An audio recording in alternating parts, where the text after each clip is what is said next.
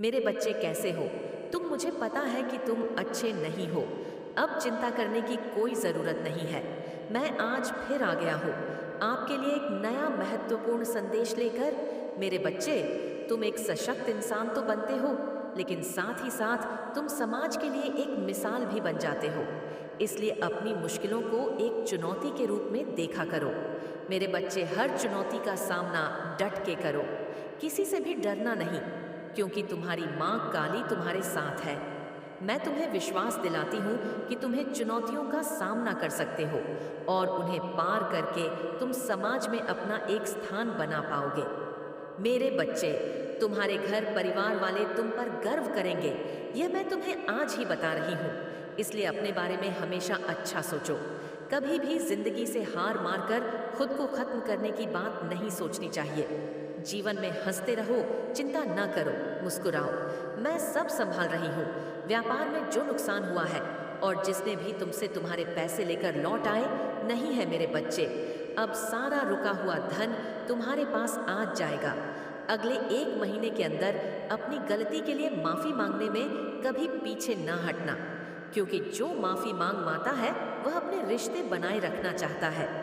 मेरे बच्चे, जो माफ कर देता है वह अपना बड़प्पन दिखाता है, क्योंकि वह भी रिश्ते बनाए रखना चाहता है। तुमने कल अपने घर की साफ सफाई की और यह देखकर मैं बहुत खुश हुई। घर साफ रखने से तुम्हारे मन की शांति भी बनी रहती है, इसलिए वक्त निकालकर सफाई किया करो। जिस घर में सफाई होती है वहाँ बीमारियां भी नहीं होती, और जब तन स्वस्थ रहेगा तो मन भी प्रसन्न रहेगा, और मन प्रसन्न होगा तो जीवन में सही निर्णय लेना आसान होगा और सही दिशा भी मिलती जाएगी। मेरे बच्चे, जिनकी तबीयत ठीक नहीं है उनकी आधी तकलीफ में उन्हें सपना देकर खत्म कर दूंगी, और जो बाकी आधी तकलीफ है वह मेरी ऊदी लेकर खत्म हो जाएगी। तुम्हारी औषधि मेरी ऊदी भी है। ऊदी पर जितना विश्वास करोगे उतना उसका आशीर्वाद तुम्हें महसूस होगा।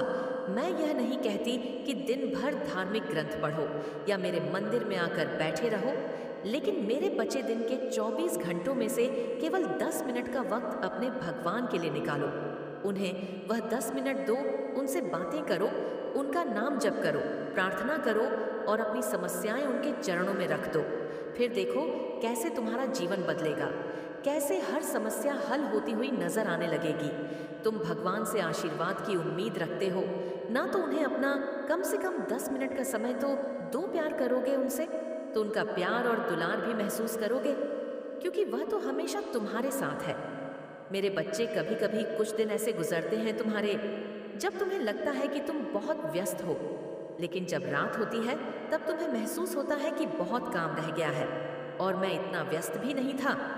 मेरे बच्चे, रात को तुम्हें होता है कि तुम दिन भर कुछ ख्यालों में व्यस्त थे, सोच सोच कर परेशान हो रहे, इसलिए सारा दिन बीत गया बिना कोई भी काम किए, और फिर तुम ऐसे खुद से गुस्सा हो जाते हो और मुझसे शिकायत करते हो। मेरे बच्चे, अपने मन को नियंत्रण में रखने के लिए मेरा जप करो। रोज जितना नाम जप उतना जीवन सरल होता चला जाएगा। मेरे बच्चे, तुम्हारे जीवन में तुम्हारी माँ है तो किस बात की चिंता और किस चीज का भय, सदा प्रसन्न रहो। मेरे बच्चे, मेरा आशीर्वाद सदैव तुम्हारे साथ है। मेरे पल्ले संदेश की प्रतीक्षा करना। मेरे बच्चे, जय मां काली। मेरे बच्चे, तुम तो सिर्फ अपना अतीत और आज देख पाते हो, पर तुम्हारी माता तुम्हारा भविष्य भी देख सकती है। मैं तुम्हारा अतीत, वर्तमान और भविष्य तीनों देख सकती हूँ, और आज तुम्हारे उसी विषय के बारे में मैं तुम्हें बताने आई हूँ। आज मैं तुम्हें यह बताने आई हूँ कि क्या भविष्य में भी तुम्हारी यही स्थिति है जैसी आज है, जो जकड़न, जो मायूसी आज है, तुम्हारे अंदर क्या भविष्य में भी ऐसा होगा? तुम्हारे साथ मेरे बच्चे, तुम कभी कभी इतना असहाय महसूस करते हो कि कार्य करते हुए भी तुम्हें ऐसा महसूस होता है जैसे तुम्हारे हाथ पैर नहीं चल रहे हैं। कुछ परिस्थितियां ऐसी हैं जिसमें तुम खुद को इतना उलझा हुआ महसूस कर रहे हो कि लाख परिश्रम के बाद भी वह लोग तुम्हारे जीवन से नहीं जा रहे हैं, वो याद नहीं मिट रही है। तुम उन परिस्थितियों से निकल ही नहीं रहे हो और उलझते चले जा रहे हो। तुम्हें यही चिंता है ना कि कब तक यह सब चलेगा? क्या मेरी पूरी जिंदगी ऐसी ही कट जाएगी? तो नहीं, मेरे बच्चे, भविष्य में ऐसा कुछ नहीं हो रहा है तुम्हारे साथ। तुम एक आराम की जिंदगी जी रहे, यह भाग दौड़ की जिंदगी नहीं है तुम्हारी। तुम्हें हर रोज उठकर ऐसी जगह काम करने नहीं जाना पड़ रहा है जहां तुम्हारा मन नहीं है काम करने का। तुम्हें अपने आप पर, अपने दिमाग पर जोर डालने की जरूरत नहीं पड़ रही है कि मुझे यह करना है, तभी मेरे के खर्चे चलेंगे, तभी मेरे घर में खुशियां आएंगी।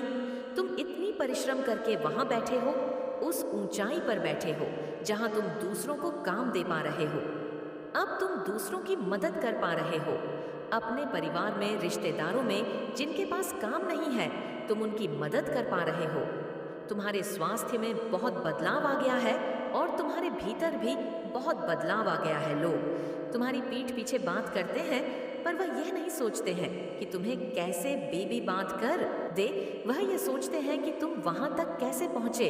अब वह तुमसे प्रेरणा लेते हैं और वह अपने परिवार के सदस्यों को भी बोलते हैं कि उसे देखो, इतना कुछ देखकर भी, इतने परिश्रम के बाद आज वह कहाँ बैठा है। मेरे बच्चे, भविष्य में यह जकड़न, यह कष्ट, यह दर्द कुछ नहीं है। मेरे बच्चे, भविष्य में कुछ सिद्ध शक्तियां हैं तुम्हारे पास, जिनको तुमने सिद्ध से, पूजा से जागृत किया है। और मैं तुम्हें यही सुझा कि जल्द से जल्द अपने घर में काली यंत्र की स्थापना करो। मेरे यंत्र को अपने घर ले आओ, उसकी पूजा करो और उस यंत्र को देखकर अपने सपनों पर ध्यान लगाना शुरू करो। तुम्हारे दिमाग में एक शांति आएगी और तुम्हारी सारी अड़चन खुद ब खुदा चली जाएंगी, रास्ते बनते जाएंगे, सारी रुकावट खुद खत्म हो जाएंगी। तो जितनी शीघ्र हो सकता है तुम इस यंत्र को स्थापित करो, उसकी पूजा करो और उस पर ध्यान करना शुरू करो। और मेरे बड़े बच्चे, जो भी चीज़, छोटी से छोटी चीज़ में तुम्हारे जीवन में तुम्हें दे रही है, उसके लिए मेरा धन्यवाद जरूर करो। उन चीज़ों के लिए इस ब्रह्मांड का धन्यवाद करना शुरू करो। उन छोटी छोटी चीज़ों में खुश रहो, चाहे तुम पानी ही क्यों ना पी रहे हो। मेरे बच्चे, इस दुनिया में बहुत से ऐसे लोग हैं जिनको साफ पानी नहीं मिलता। इस दुनिया में बहुत से ऐसे लोग हैं जिनको एक वक्त का खाना नहीं मिल रहा, जिनके पास कपड़े नहीं हैं। तो अपने जीवन में छोटी छोटी चीज़ों के लिए धन्यवाद प्रकट करो, प्रभु का, और मेहनत करो, संघर्ष करो। बातों को पीछे छोड़कर मेरे यंत्र की पूजा करो, उस यंत्र को सिद्ध करो। सफलता बहुत शीघ्र तुम्हारे पास आएगी। ओम नमः शिवाय। मेरे बच्चे, अचानक से जो मेरा संदेश तुम्हें प्राप्त हुआ है, इसका सीधा अर्थ यह है कि मैं तुम्हारे कष्टों को और बर्दाश्त नहीं कर पा रही हूँ। जो कष्ट तुम्हारे जीवन में है, मैं उसे दर करना चाहती हूँ। इसलिए आज मैं तुम्हारा संदेश के तुम्हें यह तय कराना चाहती हूँ कि अगले आने वाले 24 घंटे में तुम्हारी समस्या को समाप्त कर दूंगी। और यह मैं तुमसे आज वादा करती हूँ। एक वादा तुम्हें भी करना होगा मेरे बच्चे मुझसे, कि जो मैं आज बताऊंगी उसे तुम पूर्ण रूप से सुनकर करोगे, क्योंकि कुछ करने से ही कुछ प्राप्त होता है। मेरे बच्चे, तुम्हें मेरा संदेश प्राप्त होना कोई इत्तेफाक नहीं, बल्कि तुम्हारे साथ है, अद्भुत घटना होने वाली है। वह समय आ गया है जब तुमको थोड़ा सावधान रहने की आवश्यकता है। इसलिए तुम जिस प्रकार पेड़ में लगे हुए पुराने पत्ते जैसे जैसे झड़ते हैं और नए पत्ते पुराने पत्तों के पश्चात ही निकलते हैं और सुंदर लगते हैं, इसी प्रकार जीवन में कुछ नया या अद्भुत नहीं होगा तो तुम नए कार्यों को कैसे प्रारंभ कर पाओगे? आने वाले समय में नए दिशा प्रारंभ नहीं कर पाओगे, तब तक तुम्हारे जीवन का नया अध्याय प्रारंभ नहीं होगा। क्योंकि जब पुराना अध्याय चल रहा है, जिंदगी में तुम्हें कुछ नया नहीं मिलेगा। इसलिए कुछ नया अध्याय शुरू करना तुम्हारे लिए अत्यंत आवश्यक है। एक अद्भुत घटना तुम्हारे जीवन में भी होने वाली है। इससे पहले कि तुम्हारे जीवन में कुछ घटना हो, तो यह 3 कार्य करके अपने लिए मजबूती का दायरा तय करो। सबसे पहला कार्य, तुम अपने हृदय के अंदर सहनशीलता को बढ़ा आओ। बात बात पर किसी भी व्यक्ति पर क्रोध करना तुम्हारी सहनशीलता क्रोधित करता है, बल्कि तुम्हें बेहतर बनने क्षमता होनी चाहिए। यह एक ऐसा गुण है जो तुम्हें आगे आने वाले भविष्य में, तुम्हें आगे के मार्ग के लिए अत्यंत आवश्यक है, क्योंकि सहनशील व्यक्ति ही बहुत ज्यादा आगे जा पाते हैं।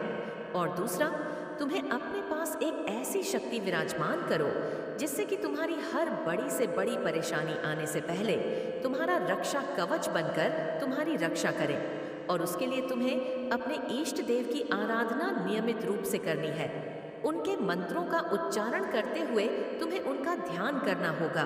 और तीसरा, इससे पहले कि तुम्हारे जाने अनजाने में की गई गलतियों की सजा शनिदेव ने तुम्हें सोमवार के दिन एक पत्ते पर भोलेनाथ का नाम लिखकर भोलेनाथ के चरणों में चढ़ा देना है। भोलेनाथ की कृपा साक्षात तुम्हारे ऊपर हो जाएगी और शनिदेव से स्वयं तुम्हें बचा लेंगे। मेरे बच्चे, स्मरण रखना कि मैं भी तुम्हें बचा लूंगी और तुम्हारी की गई गलतियों की माफी तुम्हें दिलाऊंगा। मान सम्मान ऐसे समय पर तुम्हें वापस लौट आएगा जिस समय की तुमने काफी समय से उम्मीद लगा रखी है, और वह सम्मान तुम्हें तुम्हारे अपनों से ही